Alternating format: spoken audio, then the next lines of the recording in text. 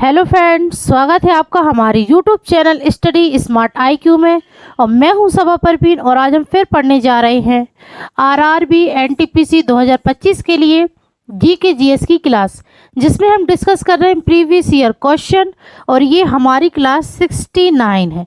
इससे पहले हम 68 क्लासेस से कर चुके हैं। सो आई होप आपको ये वीडियो पसंद आती हो, और ऐसे ही वीडियो देखने के लिए हमारे चैनल को लाइक करें, शेयर करें, सब्सक्राइब करना ना भूलें। तो चलिए स्टार्ट करते हैं आज की हमारी क्लास। सो फर्स्ट क्वेश्चन है, 1853 में भारत में अंग्रेजों के सबसे महत्वपूर्ण योगदानों में से एक जिसने लोगों को लंबी दूरी की यात्रा करने में सक्षम बनाया है, वह डैश था।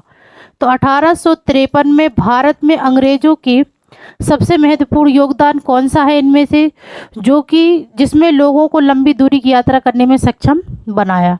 तो ये है रेलवे, ठीक है ना। राइट आंसर है ऑप्शन बी, रेलवे। ठीक है, बात करें यहाँ पे रेलवे, तो भारतीय रेलवे का जनक कौन है? भारतीय रेलवे का जनक, तो रेलवे का जनक है लॉर्ड डलहौजी। ठीक है, लॉर्ड डलहौजी, इसने ही पहली ट्रेन चलवाई थी 1853 में, जो कि चली थी बॉम्बे से ठाणे के बीच। ठीक है, बॉम्बे से ठाणे के बीच चली थी 34 किलोमीटर। ठीक है ना, 34 किलोमीटर चली थी ये ट्रेन।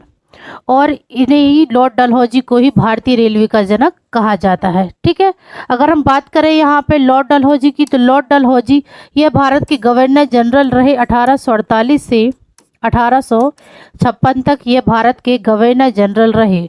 और लॉर्ड डलहौजी ने विधवा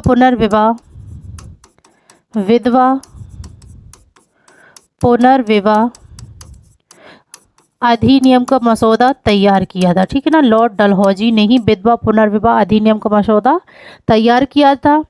और लॉर्ड डलहौजी ने व्यवगत का सिद्धांत अपनाया था। ठीक है ना, व्यवगत का सिद्धांत अपनाया था, जिसे चूक नीति और हड़प नीति भी कहते हैं। ठीक है, चूक नीति और हड़प नीति भी कहते हैं। व्यवगत के सिद्धांत के अंतर्गत अगर किसी भी राज्य का यानी कि उत्तराधिकारी नहीं होता था, तो उसे अपने ब्रिटिशर्स में मिला लिया करते थे। ठीक है, तो ये थी लॉर्ड डलहौजी के बारे में कुछ इन्फॉर्मेशन। और ये पहली रेल यात्री चली थी बॉम्बे से ठाणे के बीच। ठीक है, चलिए नेक्स्ट है, द वाइट टाइगर उपन्यास किसने लिखा?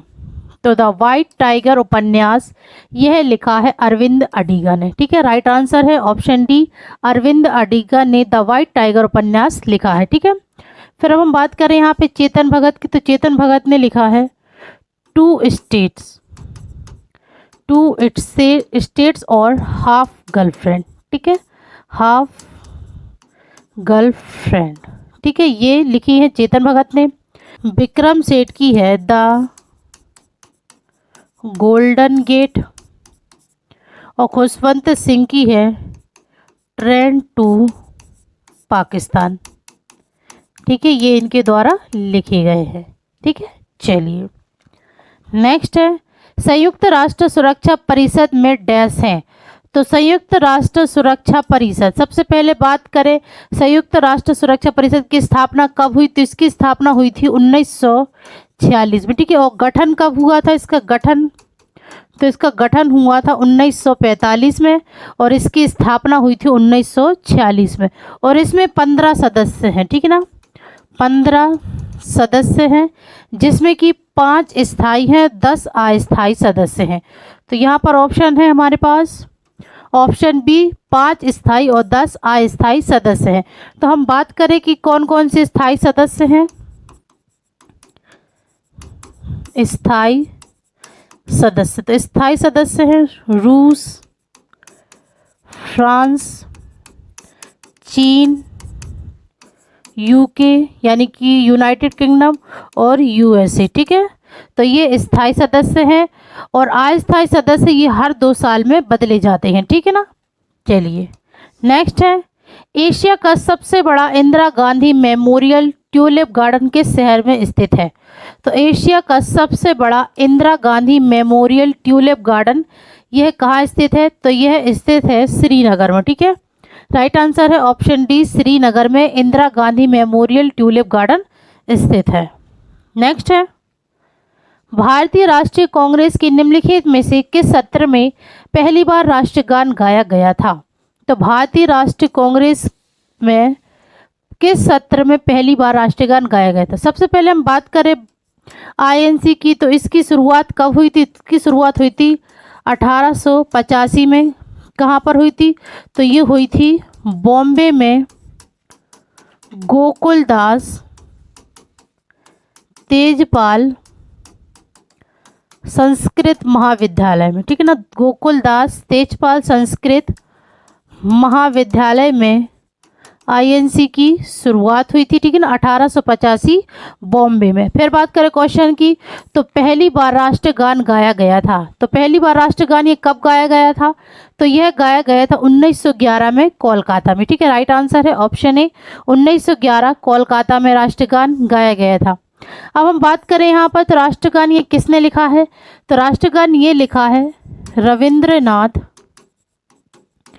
टैगोर ने। ठीक है ना, रविंद्रनाथ टैगोर ने राष्ट्रगान लिखा है। और रविंद्रनाथ टैगोर यह नोबेल पुरस्कार प्राप्त करने वाले, नोबेल पुरस्कार प्राप्त करने वाले पहले भारतीय, पहले एशियाई और पहले गैर यूरोपीय व्यक्ति थे जिन्हें नोबेल पुरस्कार प्राप्त हुआ था साहित्य में। ठीक है ना, गीतांजलि पुस्तक में इन्हें साहित्य में ये पुरस्कार प्राप्त हुआ था। कब? तो ये हुआ था 1913 में। ठीक है ना, तो राष्ट्रगान हमारा क्या है? तो हमारा राष्ट्रगान है जन गण मन। ठीक है, ये हमारा राष्ट्रगान है और इसे लिखा किसने है? रविंद्रनाथ टैगोर ने लिखा है। ठीक है, नेक्स्ट है, मैग्नीशियम के लिए प्रयुक्त प्रतीक है। तो मैग्नीशियम के लिए प्रयुक्त प्रतीक है, तो इसका प्रतीक है Mg, यानी कि मैग्नीशियम ये इसका प्रतीक है। नेक्स्ट है, भारत में बीमा उद्योग के व्यवस्थित विकास को विनियमित करने, बढ़ावा देने और सुनिश्चित करने के लिए कौन सा निकाय जिम्मेदार है? तो भारतीय बीमा उद्योग को व्यवस्थित विकास को विनियमित करने और बढ़ावा देने और सुनिश्चित करने के लिए IRDAI, राइट आंसर है ऑप्शन डी, IRDAI निकाय जिम्मेदार है। नेक्स्ट है, PSLV का क्या अर्थ है? तो PSLV का क्या अर्थ है? तो इसका अर्थ है polar satellite launch vehicle. Right answer है option A, polar satellite launch vehicle PSLV का अर्थ है।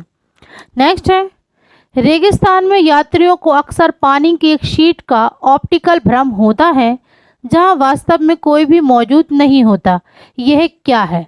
तो रेगिस्तान में यात्रियों को अक्सर पानी की एक शीट का ऑप्टिकल भ्रम होता है जहां वास्तव में कोई भी मौजूद नहीं होता, तो यह क्या है? तो यह है मृग मरीचिका। राइट आंसर है ऑप्शन सी, मृग मरीचिका। ठीक है ना, तो इसके कारण अक्सर पानी की एक शीट का ऑप्टिकल भ्रम होता है, वास्तव में वहाँ बल्कि कोई भी मौजूद नहीं होता है। ठीक है ना, नेक्स्ट है, एडीज मच्छर का वाहक है। तो एडीज मच्छर ये डेंगू वाहक है। ठीक है ना, एडीज मच्छर का डेंगू वाहक है, तो राइट आंसर होगा ऑप्शन सी।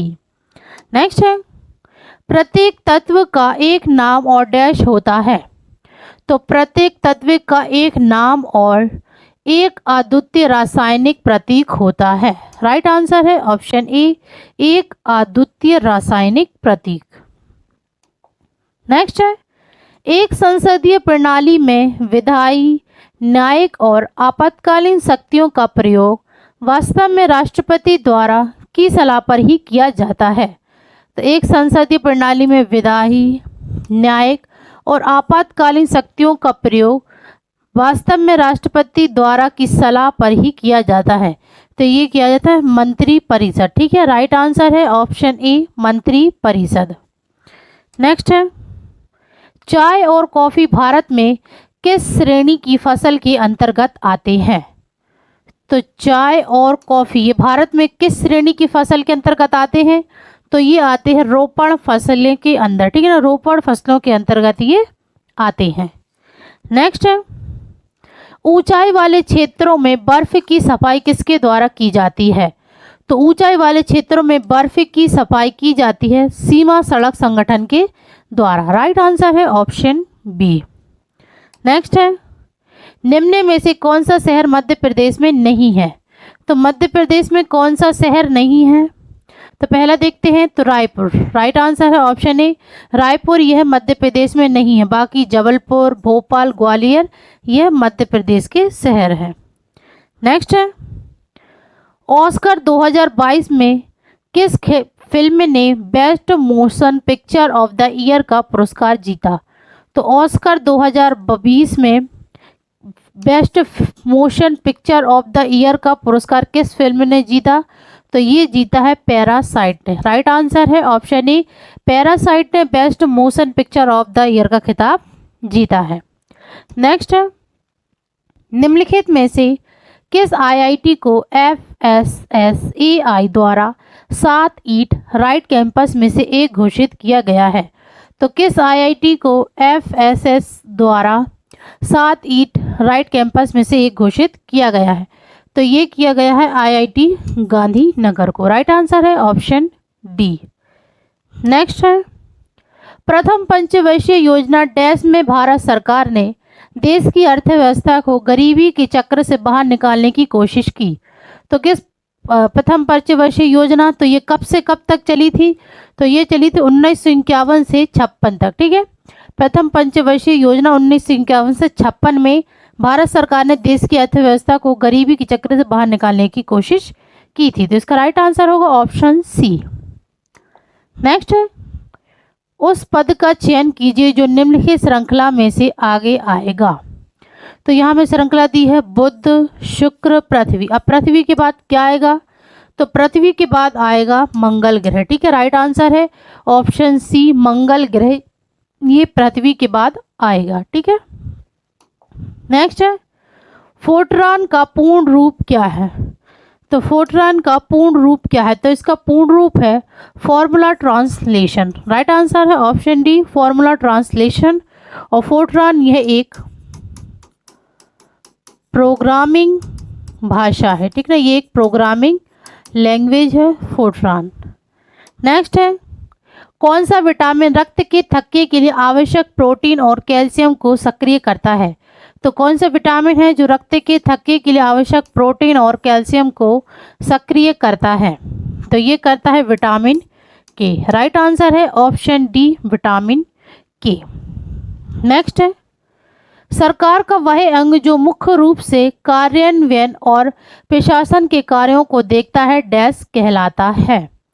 तो सरकार का वह अंग जो मुख्य रूप से कार्यान्वयन और प्रशासन के कार्यों को देखता है कहलाता है? तो यह कहलाता है कार्यपालिका, ठीक है। राइट आंसर है ऑप्शन डी, कार्यपालिका।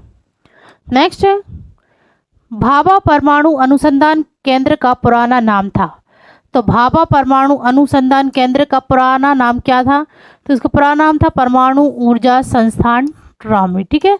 राइट आंसर है ऑप्शन ए, परमाणु ऊर्जा संस्थान, ठीक है, ये इसका पुराना नाम था। नेक्स्ट है, विश्व पर्यावरण दिवस कब मनाया जाता है? तो विश्व पर्यावरण दिवस मनाया जाता है हर साल 5 जून को, ठीक है। राइट आंसर है ऑप्शन डी, 5 जून को विश्व पर्यावरण दिवस मनाया जाता है। नेक्स्ट है, निम्नलिखित में से कौन भारत का मरुस्थल नहीं है? तो इनमें से भारत का मरुस्थल कौन सा नहीं है? तो पहले देखते हैं कच्छ करण, तो ये भारत का मरुस्थल है। थार मरुस्थल भी भारत का है। सिंधु घाटी का मरुस्थल ये भारत का मरुस्थल नहीं है। और स्पीति घाटी ठंडा मरुस्थल ये भी भारत का है। तो राइट आंसर होगा ऑप्शन सी, सिंधु घाटी का मरुस्थल ये भारत का मरुस्थल नहीं है। तो ये थी आज की हमारी क्लास RRB NTPC 2025 की GK GS की क्लास।